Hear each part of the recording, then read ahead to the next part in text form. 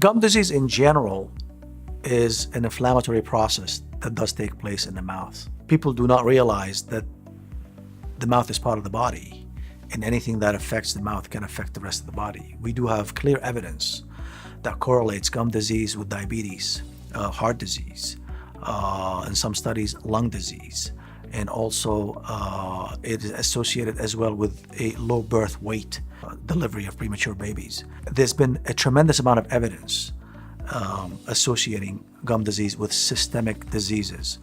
And it's all because it is inflammatory in nature. Gum disease, by nature, increases the amount of inflammatory enzymes in the bloodstream, and those can target any other organ in the body and can be associated with the breakdown of other systems. Bleeding is a notorious sign of gum disease or periodontal disease. Yes, when you brush your teeth properly, your gums should not bleed.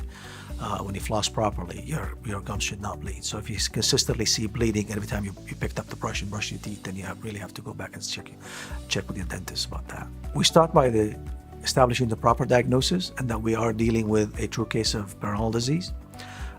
We start with educating our patients about their condition, and the first step in the treatment clinically is basically controlling the inflammation through the series of scaling and root planing procedures where it's needed.